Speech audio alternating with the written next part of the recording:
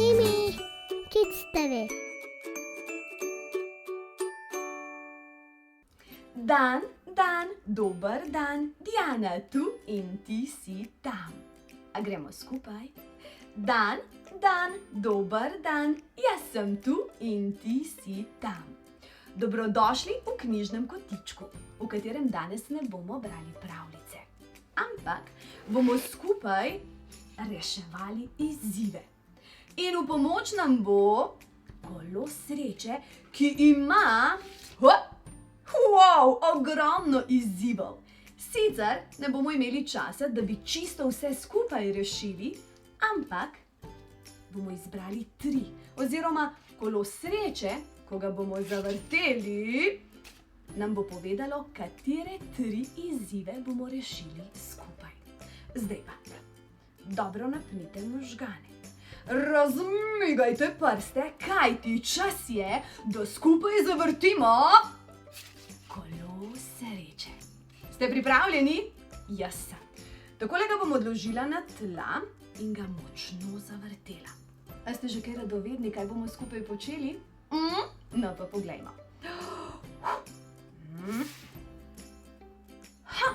Piše, povej krajšo zgodbico. Poglejte, takole se ustavi pri tejle puščici oziroma pri temle trikotničku, kar pomeni, da je naš prvi izziv, da moramo povedati krajšo zgodbico. Zdaj pa, uporabila bom možgane in si zgodbico izmislila, ali bom še nekoliko bolj premetena in rekla, kje pa piše, da ne smem krajše zgodbice prebrati? Nikjer ne vidim tega navodila, tako da mi boste pomagali izbrati krajšo zgodbico, ki vam jo bom prebrala. Zmenjeno? Izbirate lahko med Rdečo kapico, Grdim račkom, Jankom in Metko, Obutim mačkom in Sneguljčico. To so take krajše pravljice, take klasične pravljice, ki jih predvidevam, da že vsi dobro poznamo. Kaj pravite? Grdi raček, a sem slišala Grdega račka? No prav, pa dajmo Grdega račka prebrati skupaj. Poglejmo. Grdi raček. Nekega dne je raca v svojem gnezdu ob robu ribnika valila 7 prečudovitih jajc. Ko so se jajca izvalila, je na dan pokukalo 6 belih račk in en povsem siv raček. Ni bil videti kot njegovi bratje in sestre, toda mama raca je zanj skrbela kot za vse ostale račke. Ko je račja družina odšla k ribniku, je z njimi odšel tudi sivi raček. Toda njegovi bratje in sestre so se mu posmehovali, ker se jim je zdel grd, saj ni bil tak, kot so bili sami. Zato se je Grdi raček nekega dne odločil, da bo pobegnil. Na poti je naletel na lovca in njegovega psa, toda nista se zmenila zanj, kajti tudi njima se je zdel grd. Zato ga nista preganjala. Na srečo pa ga je kmetica povabila, da lahko ostane v njenem kokošnjaku, saj je upala, da ji bo znesel jajca. A ker raček tega ni znal, se je odločil, da gre naprej. Prišla je zima in malega račka je začelo zebsti. Potem je na robu ribnika zagledal laboda s prečudovitim perjem. Kako velik je in kako lep! Grdi raček je lahko le sanjal, da bi mu bil podoben. Zima je bila ledeno mrzla, a pogumni raček jo je preživel in odrastel. Spomladi se je vrnil k ribniku, kjer je občudoval prelepega laboda, in kakšno presenečenje! Ko je na vodni gladini zagledal svoj odsev, ni zagledal Grdega račka, ampak prečudovitega belega laboda. Potem je opazil labodjo družino in se ji približal. Pri priči so ga vzeli medse in potem je skupaj z njimi veličastno poletel v nebo. Tako, prvi izziv je za nami. Sprašujem se, katero zgodbico bi izbrali vi? Bi si jo izmislili ali bi se znašli tako, kot sem se jaz in izbrali pravljico nekega znanega avtorja? Dobro vprašanje, kaj ne? A gremo naprej na naslednji izziv? Ste pripravljeni? Jaz tudi. Naj se kolo sreče ponovno zavrti in nam izziv številka 2 dodeli. Pravi, da moramo poimenovati 5 živali. Le katerih 5? Razmišljam. Spet imam idejo. Vi že veste, da jaz imam zelo rada knjige. In če le lahko, v takšne izzive vključim tudi knjige. Tako da imam tule kar nekaj knjig z živalmi na naslovnicah. Tako da je to 5 živali, ki sem si jih izbrala jaz. Ampak seveda sem radovedna, katerih 5 si boste izbrali vi.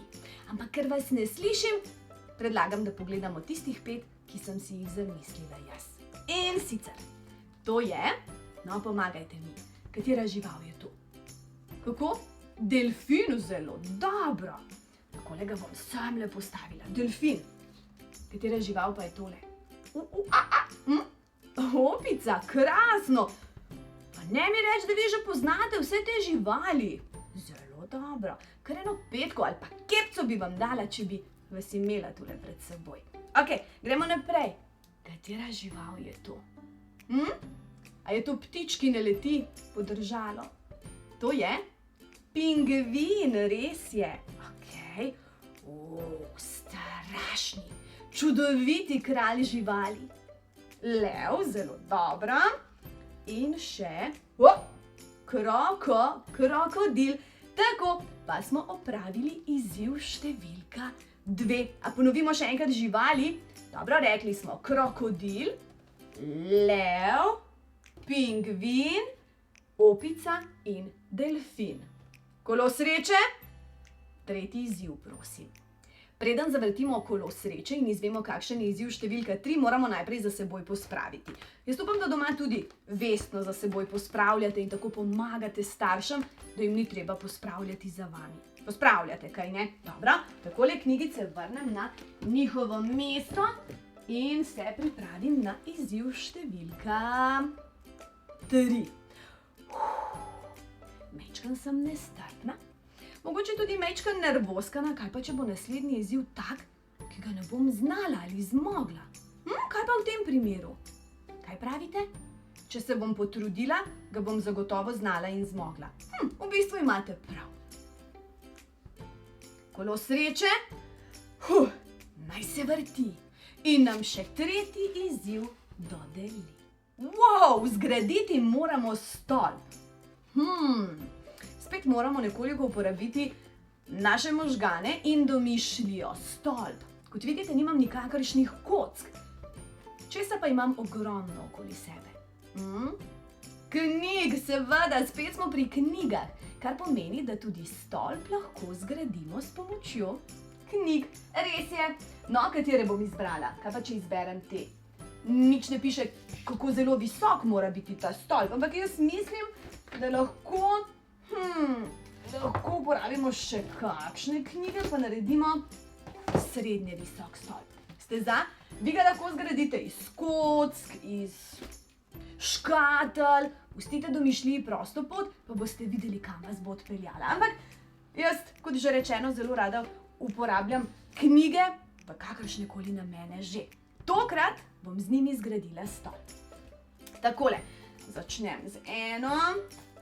Skrbim, da so lepo postavljene ena na vrh druge, zato da se mi stolp ne bi slučajno podrl.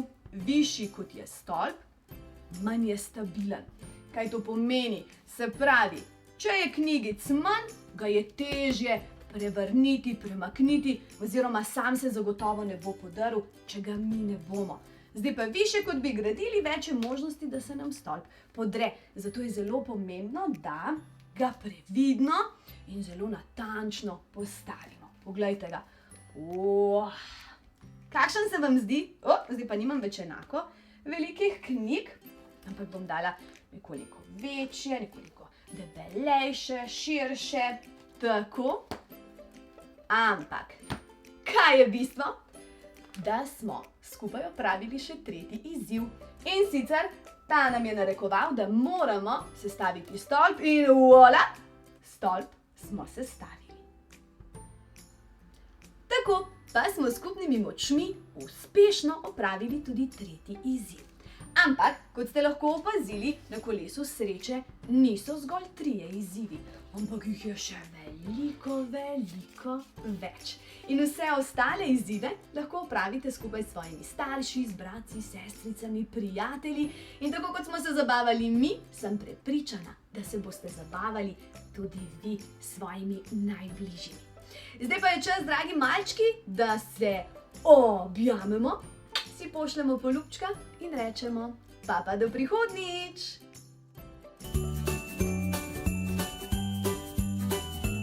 Timi, Kids TV.